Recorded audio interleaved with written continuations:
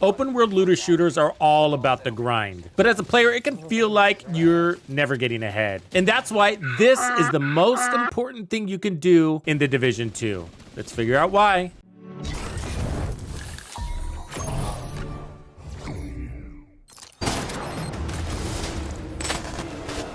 It doesn't matter if you're a new or experienced player. Mules are the most important thing you could have in The Division 2 for many reasons. In this video, I'm gonna break down all the benefits of having mules and answer that question I know you have.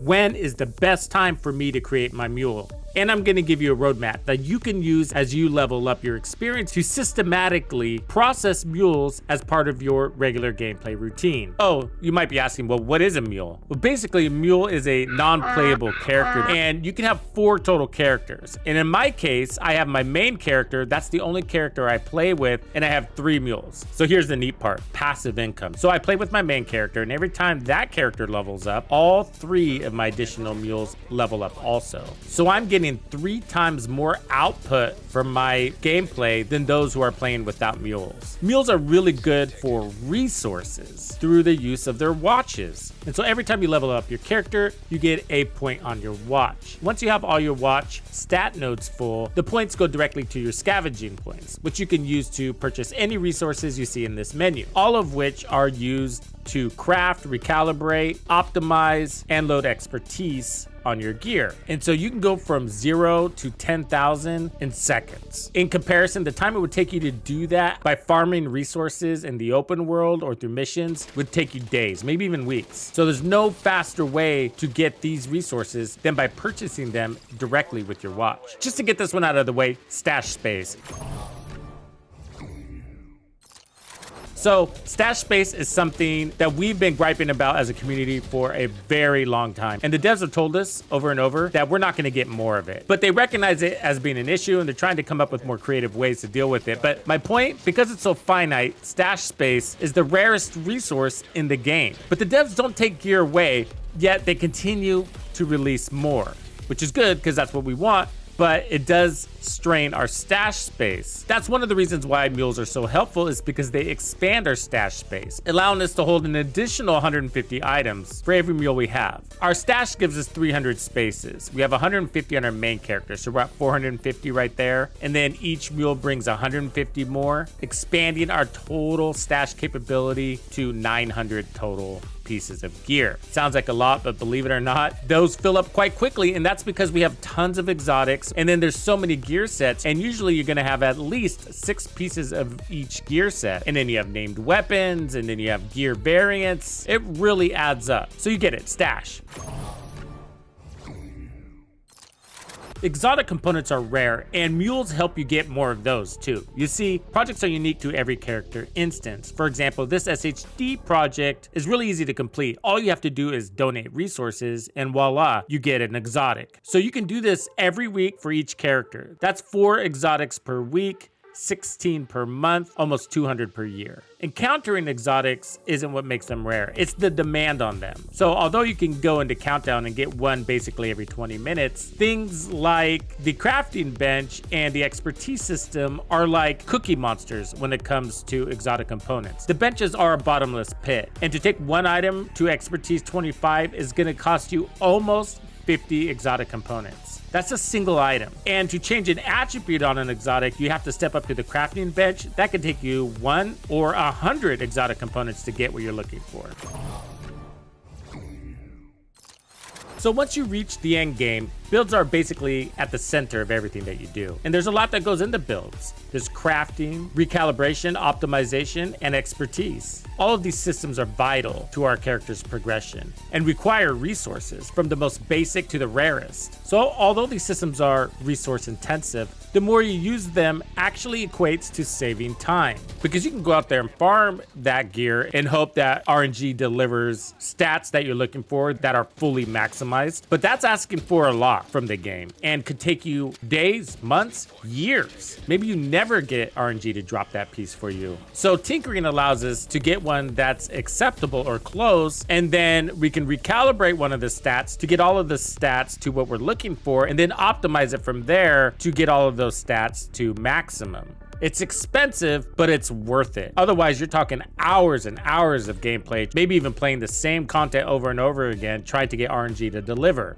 So it's really a godsend. And this is where the mules and the access to the resources have the largest impact. And there's more to this than meets the eye. So these SHD recalibration resources are extremely important for optimizing as well as the expertise system. And basically one watch point gets you one of those, making them almost as rare as the exotic components. Farming them is really difficult. You basically have to be named bosses to get them, and open world named bosses don't count. You could also get them from optimization caches, but you don't get a ton of those. But the watch gives you direct access. So we do a ton of optimizing in this game, and there's also faction related resources. And these just don't accumulate as fast as you think they would. I mean, I always play True Sons, and I'm never full in this category. But using resources that you purchase with your watch scavenging points, I can load up on these, which I do as a routine every single season. And by the way, I did a whole guide on resources, so if you want to know what each one does and how to farm them efficiently, be sure to check out this video for those deets. Okay, so the expertise system is the final grind on your character's progression. The expertise allows you to go above and beyond the basic stats, damage, armor, skill attributes. In order to increase your expertise level, you have to increase the quantity of items that you are proficient with. And you do that by donating junk or through research, which is basically another word for donating resources. But the fastest and most efficient way to gain proficiency, which turns into expertise level, is through research and the donation of printer filament, which is really difficult to farm in the open world. It basically comes from crushing mods. But here's the trick. You can use your watch scavenging points to purchase filament and then donate that filament to make an item proficient, thereby increasing your expertise level. And when you run out of printer filament, just load back up using your watch points. And this is hands down the most efficient and fastest way to level up your expertise system. And in my opinion, I would just donate junk into the expertise system,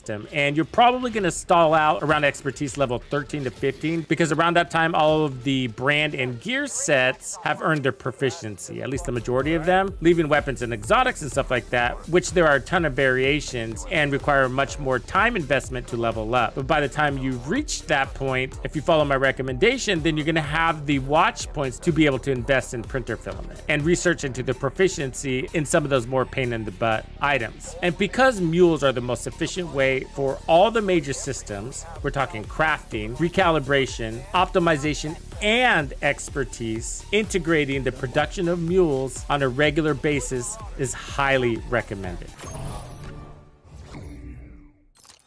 One of the top questions I get on the channel is, hey, I'm a new player. When is the best time for me to create my first mule? And the answer has changed over time. I actually say as soon as you possibly can after you've run your first character through New York and have received your watch. So before, we used to wait till our character was around or at least 2000 SHD level before we created our mule. But because of the quantity of gear we're getting and the considerable demand on exotics, creating that mule early on will still provide value even though your watch isn't large. A new player with a brand new watch tends to do a lot of XP farming so that they can fill up their watch attribute nodes for more power, headshot damage, skill benefits, armor, all those goodies. So every time you level up, you get a watch point. 4 out of 5 SHD levels need to be assigned to one of those nodes, but the 5th one goes to scavenging points. So if you have a mule, every 5th shade level is going to give you double scavenging points. And if you're a new player, you know you're extremely poor and resources are slim and in high demand and are probably what's holding you back to progressing your builds. So you're going to get access to resources every 5 shade levels on both your main character and your mules. And you're trying to accumulate exotics too, right? So having access to that really easy SHD project is a big win too.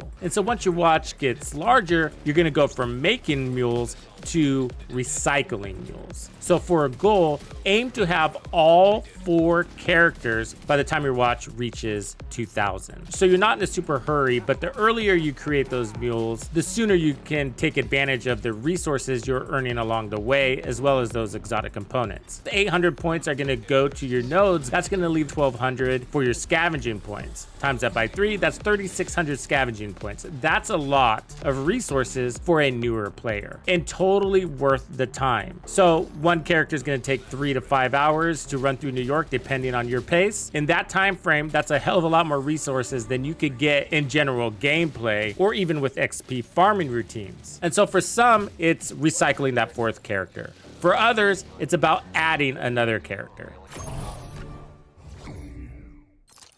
So this is how I do it, and this is what I recommend for the community. So towards the end of every season, and you don't want to wait till the very last minute, but inside the last 2 weeks of the end of the season, crush your 4th character and create a new mule. So you're gonna need to spend down your watch before you do that. In other words, load up on resources. So you're gonna cap off all your resources. And I gotta tell you, it takes some time to do this, but you have more than enough things to consume all of your resources, all of your scavenge points. So first what I do is fill up all the immediate resources that are shown on my watch.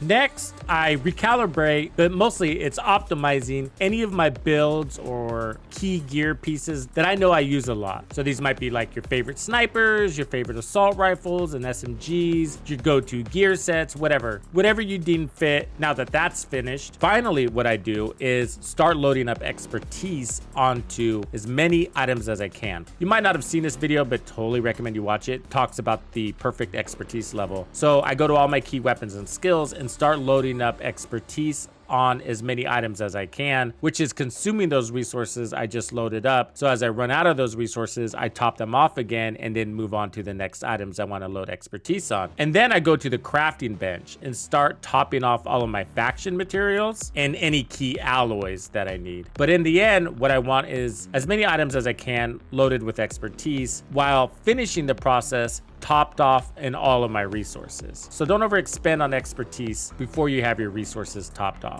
Okay, next what you need to do is offload all of the gear that's hosted on that mule back into your stash and across all your other characters. And this is going to require you to go through all your characters and delete the things that you're not using that's just collecting dust in your stash. And this is a great time to be doing that. You should be doing that at the end of the season anyways, as part of your process to prep for the upcoming season and to delete the stuff that you're just flat out hoarding. And so after you've done that, you can now delete your character and create another one, boost directly to New York, spend 3 to 5 hours completing the campaign, getting your watch, and heading back. From there, you're going to see Anaya, you're going to purchase your shared materials and blueprints, and now your characters are connected. And depending on your watch size, that could be enough resources to last you an entire season, if not longer. Thank you for hanging out with me today. My name is Tuxedo Bandido, and this was another episode of The Division 2. If you found this video helpful, subscribe, like, and turn on notifications to ensure you don't miss out on the fantastic experiences waiting for you in The Division 2. And if you like builds like this, check out the recommended build video I have here for you. If you have anything you want to see covered, be sure to let me know in the comments below. And thank you to all the channel members and donors who make everything possible. Tux Nation wouldn't be without you. When you buy a game from Ubisoft, enter the creator code Tuxedo Bandido to support the channel. Easy peasy.